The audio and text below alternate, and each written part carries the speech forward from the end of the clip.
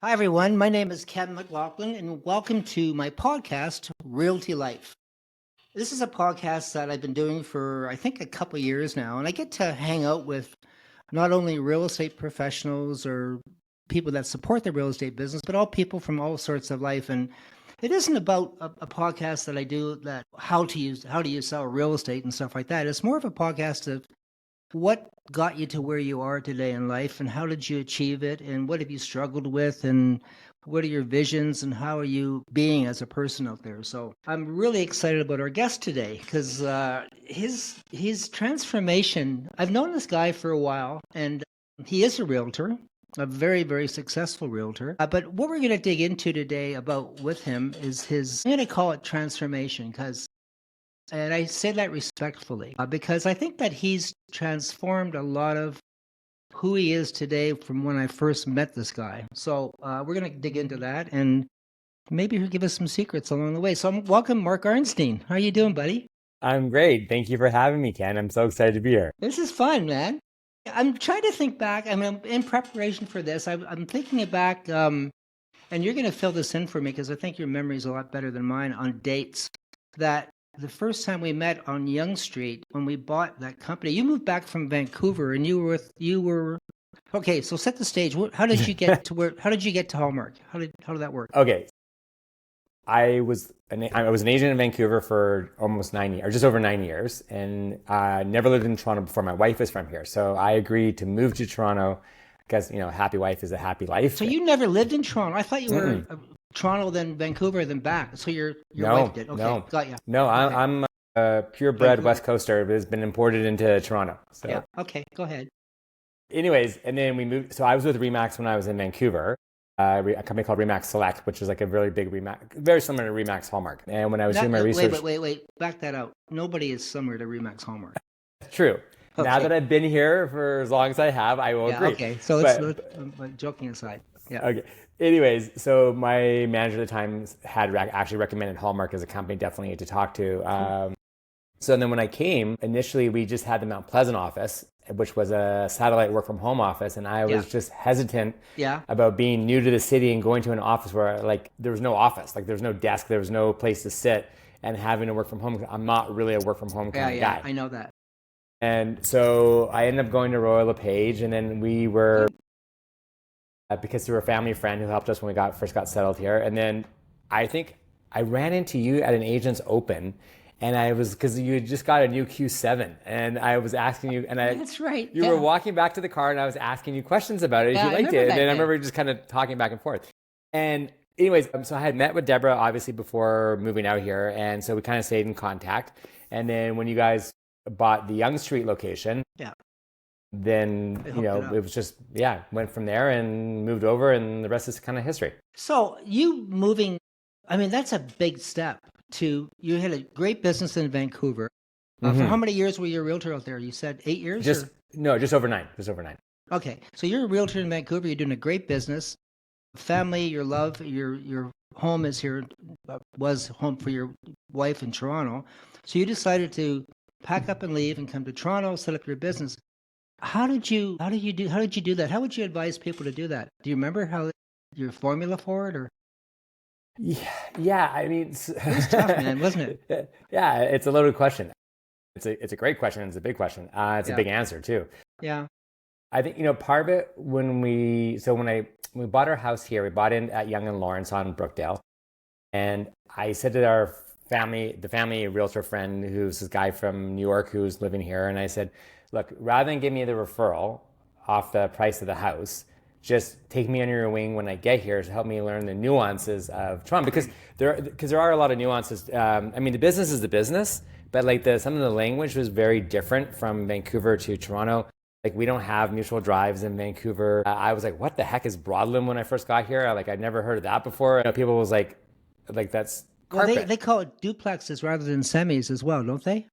Or do they? No. You can have a semi-detached in Vancouver falls typically under the Condominium Act. So they're stratified. Well, they're not like built like freehold like they are here.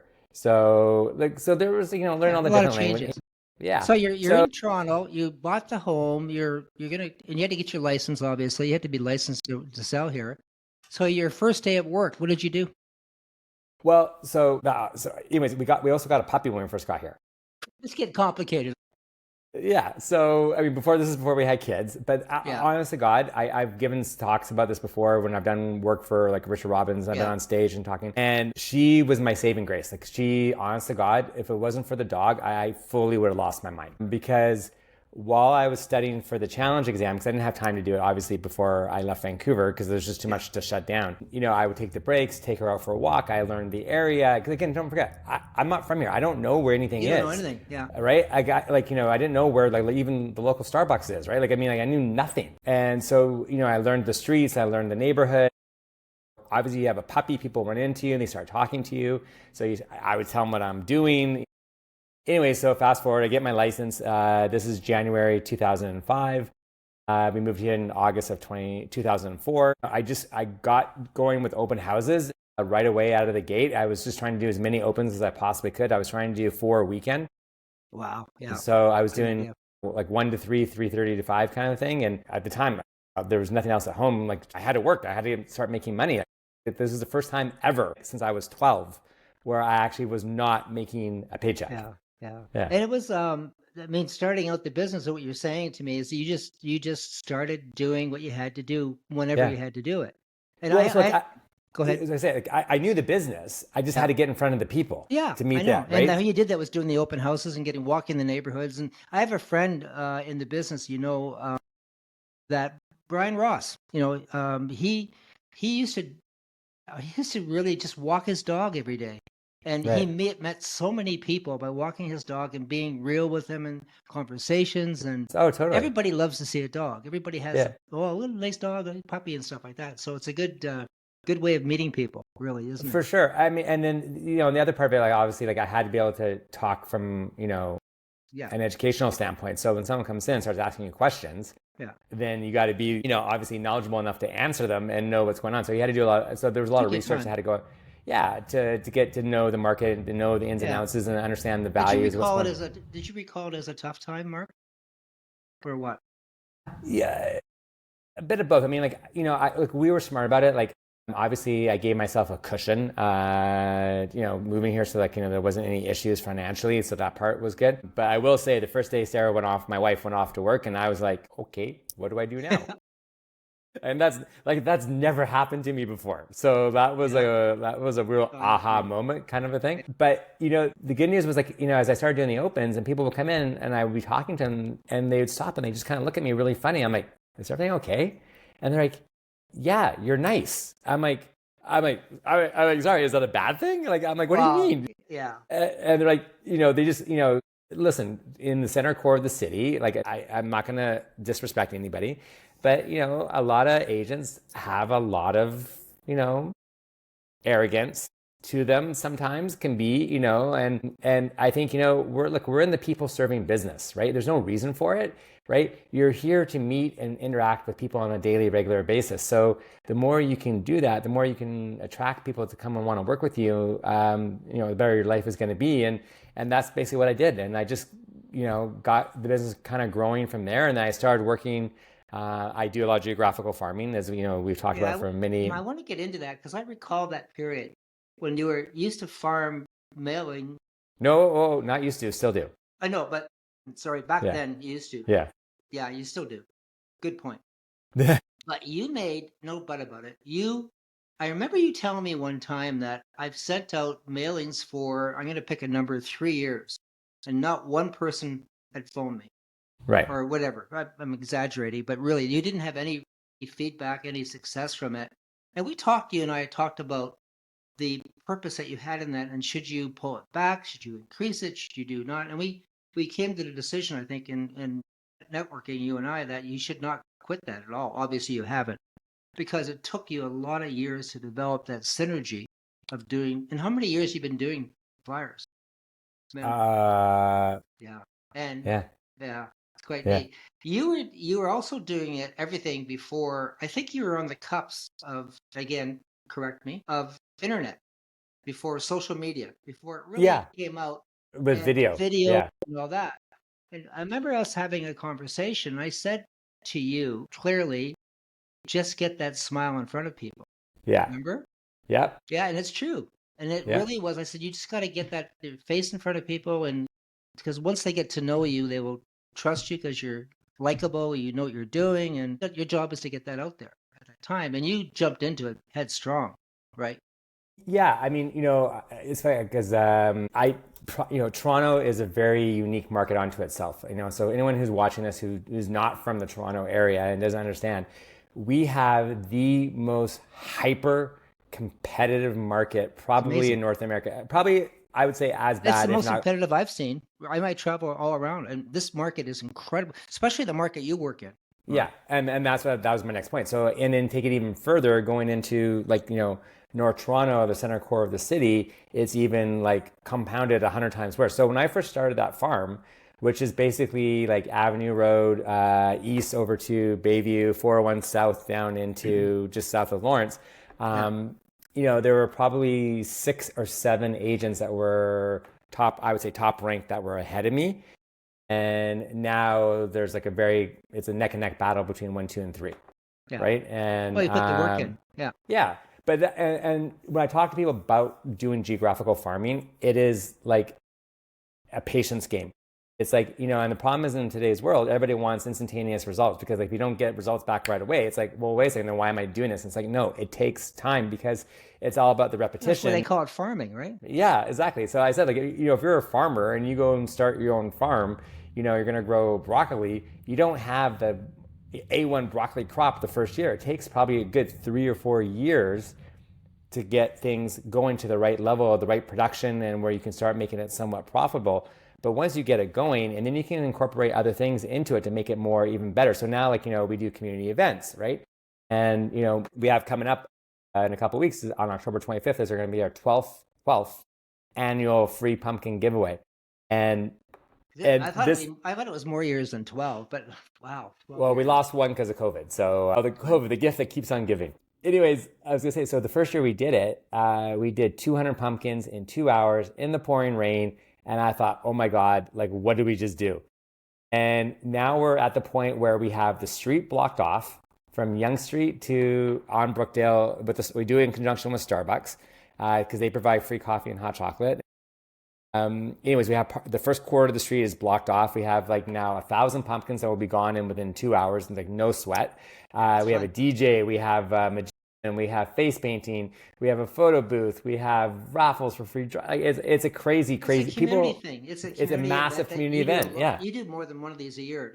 You don't do more than one pumpkin thing, but you do more than one event. Don't you? Yeah, we do 3 major events. So we do the pumpkin giveaway in the fall. Then in February we do Family Day Skate. And then in June, we do movie night in the park. That's cool. So let's switch this conversation a bit to other stuff. Okay. So I remember one time, and one of the things that you and I talked about was that you wanted to get on stage. Yeah. And I thought that was such a natural for you to present yourself to other people. I think it would do a lot of good. Not that you needed the help with your confidence, but it would really just propel you to another level, an element in your life. So I remember, and you about to go on stage in Vienna. Oh my gosh, yeah. Yeah, you remember? And you're on the phone to me and said, I'm standing outside of wherever you were. Because I had arranged it with whoever was there for you to do there. I introduced you to people anyway. Yeah. And I'm not taking credit for that, but I'm just how it happened. It's okay, you can. It's all good. It's all good. And you're all set. I'm about to go on stage. I'm doing this. I'm doing that. And I thought, wow, this is brilliant. I love it. And you killed him. You rocked it. Like that. Do you remember that day? Yeah. Yeah. That was your first time, I think. Also, the funny part was after sitting in the lobby having a beer with Richard Robbins, and we were talking about coaching, and I was telling him how amazing that I feel with after doing a coaching call with you, and I feel like $100 after or something like that. And Rich looks at me and goes, Mark, the difference is if you're with me, you'd feel like $1 million. And I said, I'm calling Ken. And I go, I'm calling Ken right now. Yeah. I called you, and I said, Kenny, it's Mark. He's like, hey, you're like, how's it going? I'm like, I'm in Vienna. Everything's going amazing. I said, I'm with Richard Robbins. He's like, oh, say hi. I'm like, Rich says if I do switch to coaching with him, And so with you, I'll feel like $1 million instead of $100. And you're like, tell Rich to With love. Yeah. with love, with love, with I'm a love. big fan of Rich, as you know, and Yeah. he's worth every penny that he is out there doing it. So, but anyway, that was a pivotal moment for me to watch you grow into that next phase of what you do, because Right. now you speak pretty well anywhere all over the world, and you impart people, and you coach with people. You do these different things. It's a really different part. So you have the real estate arm. You have, certainly the family is the most important thing, but you have your real estate business arm. You have your speaking with people, coaching with people, and impacting people. And then we get into the other transformation you've had in your life. Because when I first met you, how do I put this? You were not who you are today physically. Okay, here we go. I thought Okay. that's where we were going, but I wasn't sure. Okay, yeah. Yeah. So you were not, I mean, how did you make the decision? So when I first met Mark, he was, I'm going to say, pretty typical of, he wasn't the guy that worked out a lot. Maybe you did some, you skated or whatever, but you weren't zealous of what you No. were doing. And you have transformed into such a fitness guy, incredibly good shape, things you do. And when did you make that decision to work on yourself that way? Do you remember? Yeah, oh, totally, 100%. I remember, I will never forget it. I came from a big sports background. Growing up as a kid, I played hockey, football, baseball, big water skier, snow skiing, tennis, golf, all that stuff, right? Like it's a typical jock, right? And as after moving here, I was like, we had our first son in September 2005. I can't believe he just turned 20. It's crazy. I know, isn't it wild? Yeah, it's I just remember wild. when he was born. Yeah, I know. You're at the house when he. Yeah, I know. Go ahead. Anyways, what was I gonna say? I lost my train of thought. Yeah, the transformation when you actually had that. Yeah. So then, then we had our second son, Jake, and then, things got busier and busier with work, and the gym stuff slowed down. And as you parents do, the kids start eating the chicken fingers and the fries, and you start picking off their plate, and and I'd be at the office up here on Yonge Street, and afternoon coffee, let's go for a break, and the Belly Buster submarine across the street. No, I was never a big belly. I hated that place too, but it was there. Yeah. No, but I would walk down to Starbucks and I would get a full latte and like a chocolate chip cookie, and that would be like an afternoon treat. That's like 1,000 calories right there, right? And anyways, so then when we had our daughter in 2011, and this is about a year after. This is like about almost 2 years after she was born. We're in Cabo, and I took a picture, standing next to my wife, and I was standing sideways, and I'm like, oh my God, I look like I'm 8 months pregnant, that I just had a kid. And my wife was like, and she goes, Mark, there's a gym in Toronto at the time, it was called Track Fitness down in Forest Hill Village. Yeah. She's like, just go to Track. It's easy. You don't have to think about it. Like, it's up your alley. It's a combination, like running on do a class. It's like run the treadmill, do some weights. Sarah told you this? Well, okay, cool. Yeah. So I was like, okay, we got back from Mexico. I went in January 2014, and I've never looked back since. So. And I dropped. That's not as easy as it sounds. 70 plus pounds. I know you dropped a lot of weight. I know, but you are, how often do you work out? 6 days a week. I love this. And you do, so, and you have a coach really for trainer. You gotta have a coach for everything. There you go. That's what you want you to say. Yeah. No, I do. I have a trainer who's just like a fitness fanatic. My wife's like, okay, I think you're spending a little too much time together, because like now he gets all these ideas in my head, because now I want to do high rocks. So I don't know if you know what high rocks is. That's what I was going to ask you.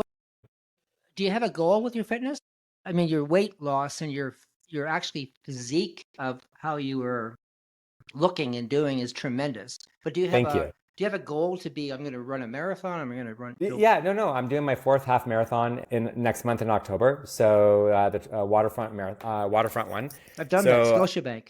Yeah. So I'm going for, well, now it's they changed it now. But they changed the name. Sponsorship, right? Yeah. So I'm trying to do it. So half marathon is just about 22 kilometers, and I'm trying to do it in an hour and 50 this time. That's pretty good. Yeah. So. Good. And then I think the next goal, is going to probably try and do high rocks. What is high rocks? What is that? High rocks is so up my alley. So it's basically it's 8 different exercises. After each one, you got to run a kilometer. So it's yeah. So Patrick Gillis does it from The Office. Like Oh yeah. he Yeah. Oh, yeah he did that in he won it, didn't he, for his age group? yeah he went in. So he did as a team. So you can go different ways. You can go into as Him and his individuals. son. You can go as teams. You can go as mixed teams. There's all kinds of different ways you can enter into it. But it's I think to me. Like, I know a lot of people got really heavily into CrossFit, and I think CrossFit is just a recipe for disaster because I think there's too much stuff in there that I think is not actually good on your body. So like that's like, like it was where I'm 55, right? Like, I mean, you got to be smart about what you're doing. You like, and be conscious about like Yeah. not You gotta be overdoing it, careful. right? You have to So, watch it. but High Rocks is like there's a sled push, sled pull, there's skier, wall balls, burpees, farmer carries, and then there's I Every think there's word 2. you've mentioned is foreign to me, by the way. But you know what? I have a vision of you doing it and being really successful at it and accomplishing anything you want in that sphere and everything you do. So let me get back to it. So I want to Okay. package this whole thing. You got the real estate, you got the family, obviously what you're doing, your speaking, your coaching, the things you do and helping mentoring other people, your fitness that you do on top of that. And you're very much involved also, Mark, with I don't know if you are as much anymore, but you're managing or coaching your hockey team for your kids. Well, I'm done now because they've aged out. I know. Yeah. I know. We were just having this conversation the other night at dinner, and I was saying to my brother-in-law because his son now is like fully in the thick of it. He's like 10 years old. I'm like, let me know when the games are. I think I'm going through withdrawal. I need to go to the rink. I It's mean, fun, it's isn't third. it? Did you have fun doing Yeah. it? Oh, I loved it. Loved every minute of it. I would not change it for the world. Yeah. It was 13 incredible years. Wow. And I got to tell you, when Jake had his last game last year, I bawled my eyes out. Yeah, I I was remember seeing the pictures on Facebook Yeah, or Instagram. it's Whatever. you spend and it's about the quality time that you get with the kids. It's the driving to and from the rink. It's Yeah, the I've going heard away on the tournaments. It's like it's that quality one-on-one time that you get where like you have their undivided attention. I know. I And love it. I love it, man. there was a great post. I don't know if you ever saw it. It was Jeff Daniels talking about it too, because I guess his son played hockey. Yeah.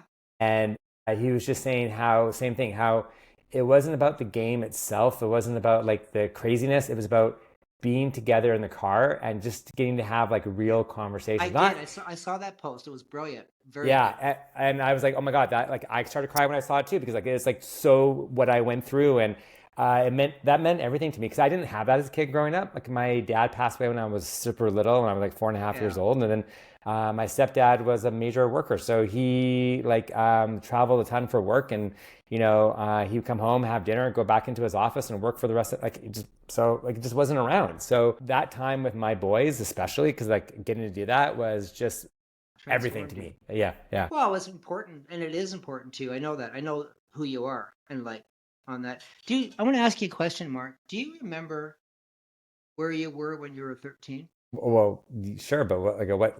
Tell me what your life was like when you were 13. Do you remember? Yeah. I was Let in. me preface it more. So I believe this to be true. I believe that there was something in her life that happened around the age of 13 that impacts us so much in life for future years. Okay, so for me, it was my introduction to making the realization that I wanted to get into real estate. I knew that at the age of 13. I pretty well asked everybody on this podcast that question because I think it's important to know I think it's an important time of our life at that time, 13. Do you have anything that pops up? I mean, I'm trying to think. 13. I was in grade 7. Yeah. I just had my bar mitzvah. Yeah. So like pretty life-changing event. That's big. But I mean, other than that, I Nothing mean, really. yeah, I mean, like, I had my first job when I was 12. Or 12, 13. Like, so I started working for as a delivery boy for a local pharmacy. Riding my bike all over in the pouring rain, trying to deliver prescriptions to old people. And then, you got to think about it, like, this is like, 1983. So no cell phones, no GPS, like looking at a real map and trying to figure out like, where the heck you're going to get to where you had to get to. And then not only that, but then having to organize like where all the addresses where you were where you had to deliver to, and then So the being able discipline of to, actually doing it, you had to figure it yeah, out. but no, but like also the order to make it Yeah, efficient so that you could do it in the right amount of time. I know. So I guess if you think about it from that standpoint, it kind of Yeah. set me up for real estate. Do you remember when you decided to get into real estate? Or Yeah. why did you get into it? What was the drive on that? I was in school and I was also working as well. I was a manager for a sporting goods company in Vancouver, and a friend of mine who I used to work with was in real estate, and so we went out for a bite to eat, and he was just telling me about the business, and I was like, it sounded really interesting. He's like, honestly, Mark, he goes, I think you'd be a total natural. You should for sure do it. And my stepdad, who was there's a company out west called London Drugs. He was the Yeah, executive I know. vice president of LD and very business savvy. So I said to him, I go, what do you think? And he's like, I think it is a natural fit. I think you should totally do it. And you'd be great at it. So Yeah, that was there you kind of go. it. Yeah, and here you are today. Yeah. I mean, I think for me, I love the marketing.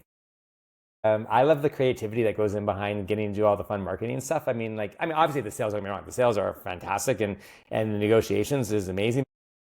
I just getting to allow your creative side and kind of let yourself evolve. I think is kind of half the fun. And everyone, I think, a lot of agents typically hold themselves back and they're just a bit hesitant as to well, I just kind of do what everybody else is going to do rather than try and do Yeah, well, something that's a you little bit more actually did it creative. before most other people were doing it as well. I Yeah, mean, you had yeah. that profile, the YouTube channel that you did prior to anybody actually getting out there and doing it, I think. And you've Don't driven don't that. don't say it the wrong way. You gotta say it the right No, I way. think that's the right way. I think it's a beautiful. No. You gotta Oh, say it like livingnorthtoronto.com. Yeah, yeah, you yeah. changed that back a little while ago. Not by Remember, choice. I know, I remember that. So livingnorthtoronto.com, and you post a lot of videos on that. So I encourage people to go to that and see it because there's a lot of fun stuff. It's not dry. Oh, this is a house. Look at this house and stuff like that. It's really about Mark and his life and what he's doing. Well, but that's what you have to do I know. if you want to grow social media and you want to get presence into your life, into your account. If you post real estate 24 hours, 7 days a week, Kill me. Yeah. no one's gonna give a rat's patootie what you have to say. Yeah, You I know. have to throw in other stuff, otherwise people just don't find it engaging. Now, the interesting thing is unfortunate or fortunate, depending on who you want to talk to. But listen, obviously, women who are attractive definitely have an upper hand in this, and you got to be obviously careful. But you watch some of these accounts, like that have just blown up. Like there's a real estate team out of Utah's finest. If you look at them on social, she's a powerhouse. She's young, attractive. She walks with authority, and she does all this great content. But she's also really enjoyable to watch, right? So it grows. But at the end of the day, video is here. It's not going anywhere.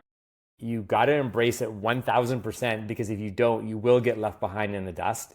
Don't worry about how you look. Don't worry about how you sound. Just be who you are, because that's what's going to happen when people go to see you in real life. Yeah, They're and going to see who you I are. want to I want to throw this into it as well. The influencers in their business are out there, and I think they're Oh, well, great. that's Yeah, they're great. But I think it's important to know that the work you're doing is founded by your track record of the business you've done. There's a lot of people that are out there, and God bless them, they respect as well. They're growing their business by trying to influence people by doing stuff, but a lot of them don't have a lot of sales behind them. no, So, and that's and what I I think love about that's what you're doing.